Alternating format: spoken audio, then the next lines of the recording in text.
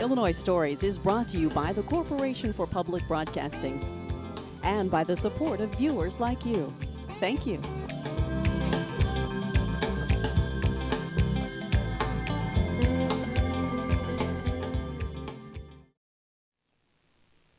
Hello, welcome to Illinois Stories. I'm Mark McDonald in Jersey County at the Treehouse Wildlife Center.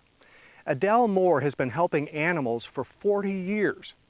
3 years ago, they moved into this new location where they might serve as many as 100 animals at one time that were abandoned or injured and need rehabilitation.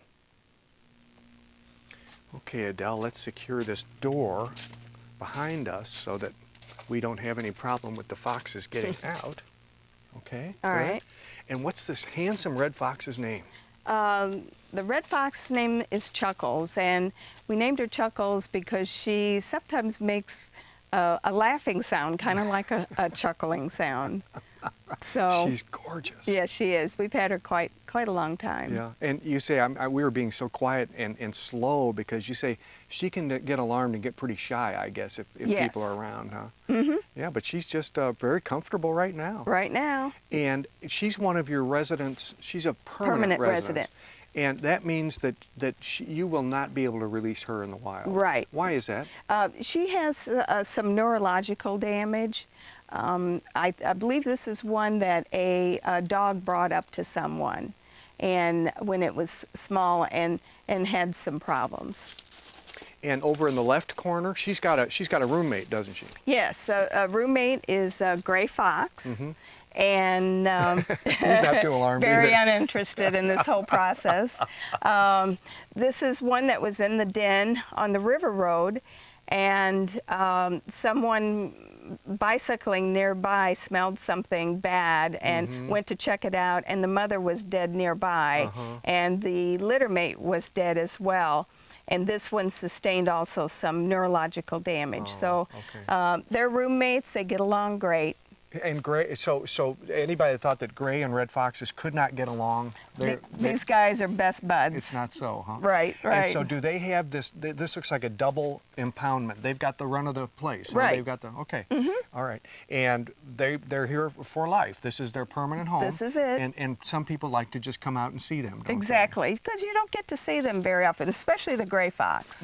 In fact, some people have made pretty long trip to see Chuckles. Yes, we've had Chuckles has a YouTube video that's very popular, and we've had people from around the country come see him. Is that right?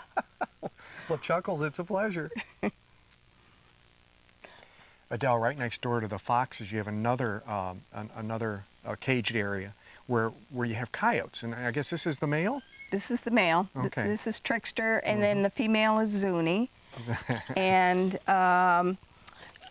they're both permanent residents. And Zuni had some issues with mites, so he's being treated for that. Or Trickster, I'm sorry. Trickster, this one that we're looking at. Yeah. Right. Yeah. And it looks like he's recovering, though. It looks like he feels good. Yeah.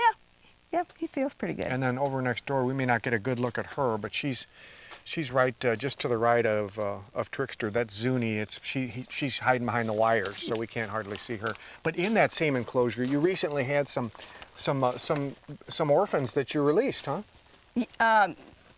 These orphans are still here. They're hiding. Oh, they're hiding. It's okay. The foxes that were released yesterday, the orphan foxes. Well, that's always good news. Isn't Yeah, it? yeah. And these are going to be released this week. Okay. The orphans. These baby coyotes. Yeah, the young ones. And how old is a coyote when you can release it? Oh, they're, we kind of go by their development, because some of them develop a little differently than others. So they're about the size of the adults at this point. So they're ready to go. You know, while we're looking at this animal, how do you determine where you can release animals that are orphaned? Well, if we can, we like to release them back where they came from. The orphaned coyotes actually came in during the flood this year. They were forced upon a levee road, and we don't know what happened to the mom, but they were rescued and brought in. So we'll probably take them back down to close to the river where they came from.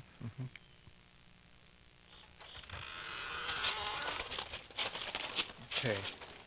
If we are real quiet, maybe we won't alarm the eagles too much while Jennifer puts their food out, huh? Right, right. What do you feed bald eagles?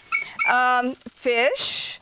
That's their main diet in the wild. And when we have fish available, that's what we feed. Sometimes we don't have fish available, and we'll give them chicken. And they're okay with that? They're okay with that. I've heard in the wild, bald eagles, they eat, you know, carrion. Oh, sure. They'll eat almost anything, huh? Or they'll kill a crippled duck, you know. Yeah. And right now you've got 3 bald eagles. Males, females? The one on top is the male. They're smaller than the females. And the other 2, Spuds and Hope, are the females. They all have wing injuries that could not be repaired. The wing tip of the male, Mac, is gone, so he can fly a little bit, but the 2 females are missing more of their wings, so they can't fly.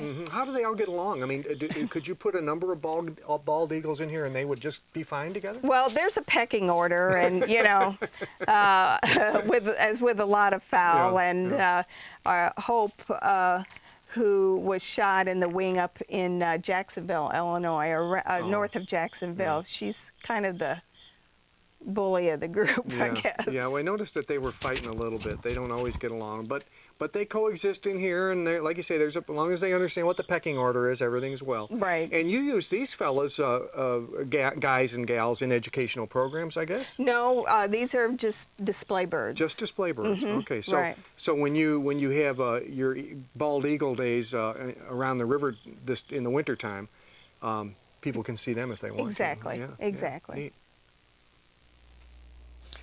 Well, Adele, still inside the main house. Yes. Down in the basement is where you have your treatment facility, your exam rooms, your rehabilitation area for the animals.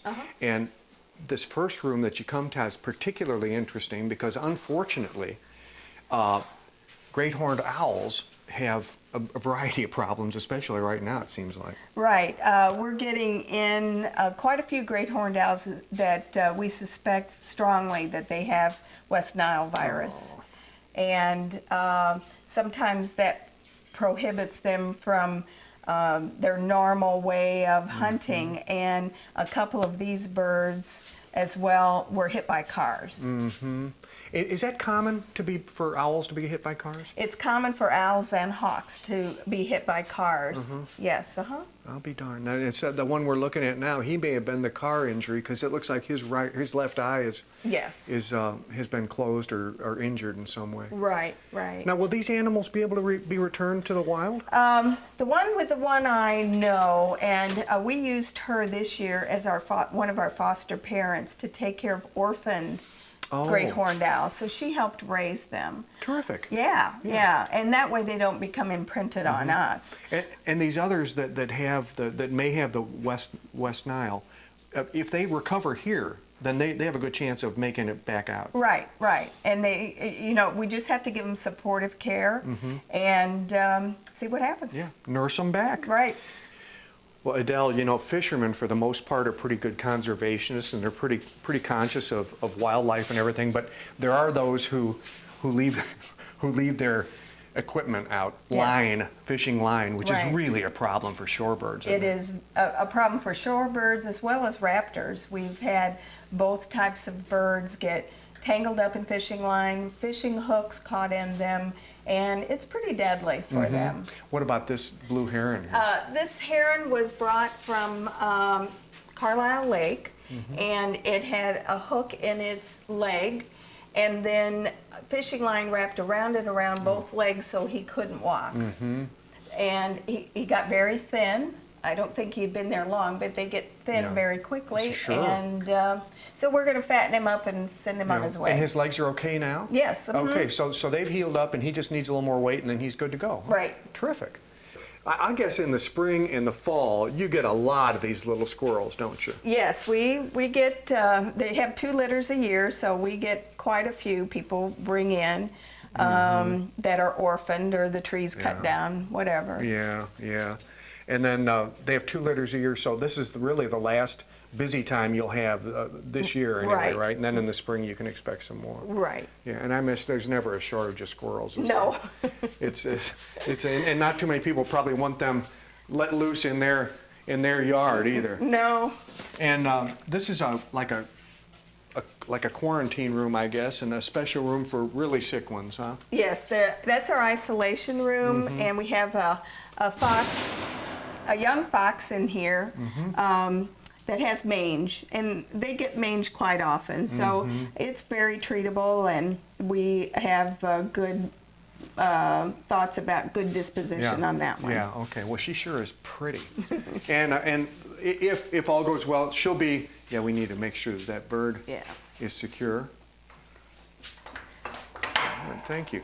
Now, when you bring it, you've got an exam room. And one of the first things you do when an animal comes in here is you have to make sure, number one, that it's not a crisis. Right. And number two, what sort of treatment you would need to give. Right. And so what we have in here now is you're really keeping an eye on this great horned owl for some reason, huh? Yes, he came in, we believe it's another West Nile virus bird, and so he's our most recent one. So we want to make sure that he's eating and doing well. And that clacking of the beak, is that when he's alarmed? Or Well, when that he's threatened? just means stay put, don't get any closer. When you hear that, that's not a good sign. You just don't put your fingers anywhere near that animal. Right. Okay. Yeah. All right. And in there, this is interesting because sometimes of the year, your nursery would be really busy, wouldn't it? Oh, yes. We'd have orphaned animals in all of these cages, and we're pretty piled up during the spring and summer when they're having young ones. What do we have in here? There's squirrels in both of these. These are kind of the last bunch, and this is the smallest at this point that we have. Oh, now how long will you have to keep him before you can release him? Well, these are still on formula, so then when they get weaned, they'll go to the back room, and then when they get big enough, they'll go outside in a cage, and then they'll be released. And you actually hand feed them formula. Wow, and that's what the interns help with, I guess. Huh? Exactly. Terrific. Yeah. Well, Rachel Heaton, in addition to saving animals that have been injured or orphaned and those kinds of things, part of what the Treehouse likes to do is educate mostly kids, don't they? And that's part of what you do. Yes, at least once a month we have a group of preschool kids that will come in, and we'll have a program in here, and we'll have a monthly theme where, like, for instance, last month they were learning all about camouflage, and then the month before they were learning all about rocks. And then, of course, we also have a lot of field trips that come through. Yeah, I'll bet. And it's a lot Probably of kids especially in the here. spring. Everybody's got field trips in the spring. Of course, that's when you all are really busy with the orphans, right? Right. So double whammy there. You got all the orphan animals that we're trying to feed every few months, and then we've got all the field trips and the kids coming through. But it's really exciting. I mean, it's cool to have everyone out here. I'll bet it is. Yeah. Over here, what you encourage kids to do is touch. You know, in a lot of places kids go, they say, oh, no, don't touch. Right. But that's not the way it is here. No, we love for the kids to come up and explore with their hands. And I mean, the more that they explore about it and learn about it, the more they care about it. And that's what we want to teach here. This is one that I really found intriguing because everybody loves this one, don't they? Oh, yeah, everyone picks this one up. And they think, oh, that must be a mink, or that must be, a real, like a chinchilla or something, right? But no, what is it? Nope, that's actually a moleskin. It's a mole. It's the soft. softest thing on earth, isn't it? Look at that. People hate moles, but they never felt one. Yeah, probably not. They're very soft. And a lot of the critters that we see here today, you have feathers of theirs here. Yeah, tons of feathers. This is a great horned owl feather here. And you can kind of see up close the different kind of feathering they have on the end that gives them silent flight. Is that right? Yeah, which is pretty cool. So they can really sneak up on those mice at night. Oh, yes. What about this big guy? That's a turkey feather, wild turkey feather. That's so beautiful. They're pretty big, and that's their big tail feathers. When they put their tails up, that's what you see. Do you have an eagle? Yes, we do have an eagle feather right here. This is the tail feather of an eagle. And this is from the bald eagle, of course? Yes. Okay, the white feather. Okay, Yep. neat. And this one, that's the one I was reaching for. Yep, that's the red tail feather. their tail That's feather. the red-tailed hawk. You know, when I see red-tailed hawks all the time. Right. And I'm looking for that red tail and I don't see it, but Yeah, but the feather. Okay, that's they it right really there. are red. And when they turn around, especially if you see them up close, you'll see that bright red against their brown feathering. So, pretty cool. This wall here is interesting. Yes. I said, well, you know, are these animals here? And you said, no, that's more like a memorial wall. Yeah, all these animals lived here at one time. Right. These are all past permanent residents that were education animals that have since passed away, and we put them here to remember them by. That's nice. Yeah. That's very nice. Well, speaking of residents, you're also, not only are you the director of education for the time being, but you also are the main caretaker of Einstein. Yes. Einstein's my best friend over here. I guess you're her best friend too, aren't you? Oh, yeah. I hope so. Is she handleable? Can she? Yes. She can come out on my hand on one of those gloves over there, if I can go grab one. Sure. Yeah. If she's in the mood, huh? Yeah, we'll try it And out. that's one thing about big birds. They got to be in the mood, don't they? Yeah, they're not like dogs that like to please you. It's all about her and what she gets out of it. So. Well, I hope yeah, she's not too scared with the camera shy, or if that light bothers her or something. Let's see we'll if we try. can get a closer look at her. She loves audiences, so she might want to show off. Okay. We'll see. That'd be great. Yeah. Hey, Einstein. Are you a bird? No sudden moves now. Step up. Good job. Oh, Come out and say hello. Look at her. And we won't go out there, but you can bring her in, Yeah, huh? she likes to be And out this here. is Einstein. Yeah, this is my good friend Einstein. She's a turkey vulture.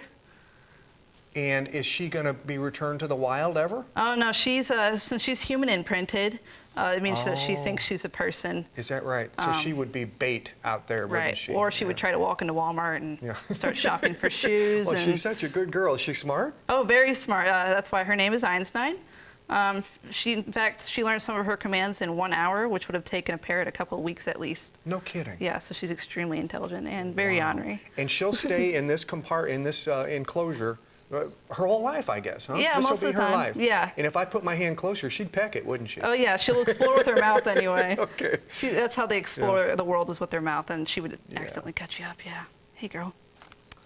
You're being very good. Yes, she is. But yeah, she likes to be in here because then she can see other people because she thinks she's a person. Because she thinks she's a person. If we were to put her out with the other birds, she would kind of look at them like a human child would, and they would ignore her entirely because they just wouldn't identify with each other. Yeah. Well, thank you for That's showing such a her good to girl. us. That's great. Did very good. All right. Adele, these two fellows, now they have been with you a long time, haven't they? Yes, we got them both in 1999. They were both hit by cars, and they had broken wings which could not be repaired. So they are permanent residents. Yeah, that's so sad. Now, the one we're looking at that's in the sun right there, what kind of owl is that? That's a long-eared owl. Long-eared owl. And he's got, his left wing was damaged so bad he almost lost it entirely. didn't he? Right. Yeah. So he's not a threat to fly away on us. Right. He might jump and flap, but he's not going anywhere. Just above him, his shoulder, in the corner, we can barely see. There's another one there. And what kind of owl is that? That's a short-eared owl, and they are ground nesters. And there are a lot of them farther down in southern Illinois, around the Sparta areas, where we get a lot of those. And that one was also hit by a car. Yeah, and when you're absolutely convinced, of course, that there's no chance that one could survive in the wild, they become permanent residents. Well, not all of them that we get in, but if we get something like one of these that aren't very common, we can usually use them for our education program or send them to other centers.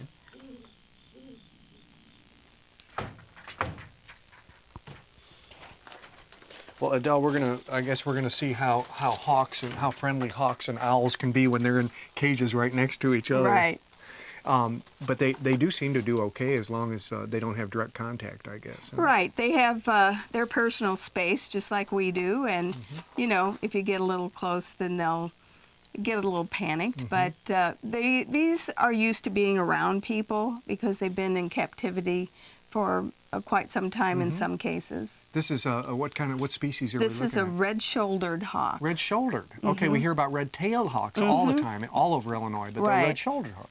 Where do they come from? Well, they Missouri has had them for quite some time, and we just started getting them about 5 years ago. So They're really neat birds, and they have a very unique call to them. And what happened to this fellow that he can't be? This go back one was home? found in Caseyville, Illinois, and the left wing was broken and had already started healing by the time somebody got him and brought him in. So if you got one that was broken that hadn't started to heal, you could in some cases like set it In some then, cases, I yeah, see. our veterinarians do that.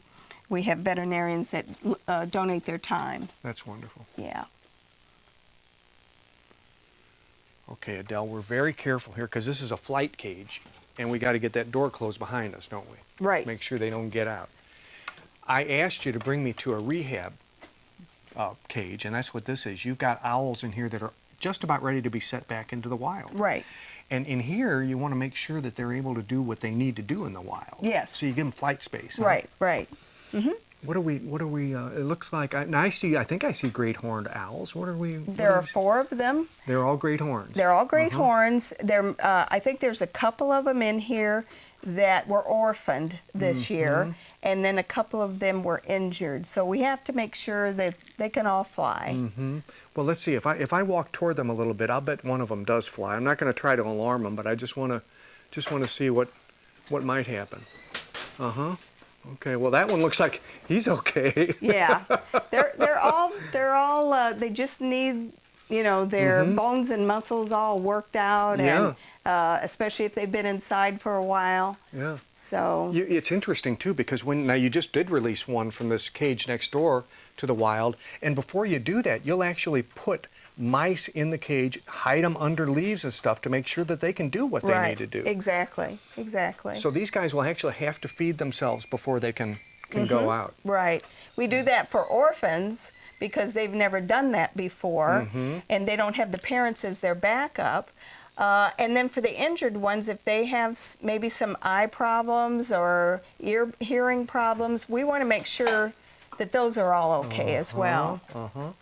Well, he looks fit. That's a young one from the spring. So, best of luck to you guys. Well, Adele, talk about a major step in the right direction. We were just at the Flight House where you're rehabbing birds. Right. And there was space there, but not the kind of space you need. Right. This is the future, huh? This is it. This is it. This is our big raptor rehab complex, and we're so excited to finally see it rise up from the ground. You can configure this thing about any way you want because there's these pocket doors all over this, and you can close off parts of it, you can open up parts of it, as much flight space as you need. Exactly. Yeah, it's 60 by 96, and we can close it all off or open it all up to configure with whatever we have at the time. So it's very exciting. Yeah, and so you'll be able to accommodate any species of birds in here. Right. And that's probably what you find somewhat inhibiting is do we have space? Do we have enough spaces for the different types of birds? Exactly. Yeah. Because we take so many shapes and sizes, and so this will handle everything. When will this be finished? Well, probably in the next couple weeks. So we'll be excited about that. And then you can take more orphaned and damaged birds than you ever could. Right. Yeah. Adele, thank you very much. Well, We thank certainly you. appreciate your time. Thank you. Treehouse has an annual open house every October. The public's invited to come out, and they can get a kind of behind-the-scenes look. And if you can't make the open house, you can come out any day between 10 and 3 and see some of the residents here. With another Illinois story near Elsa, I'm Mark McDonald. Thanks for watching.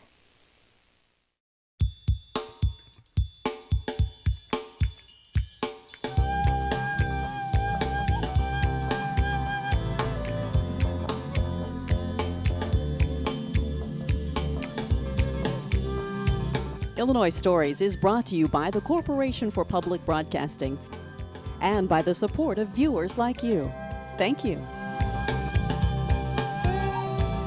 For a DVD copy of the program you've just seen, send $19.95 to Network Knowledge, P.O. Box 6248, Springfield, Illinois 62708.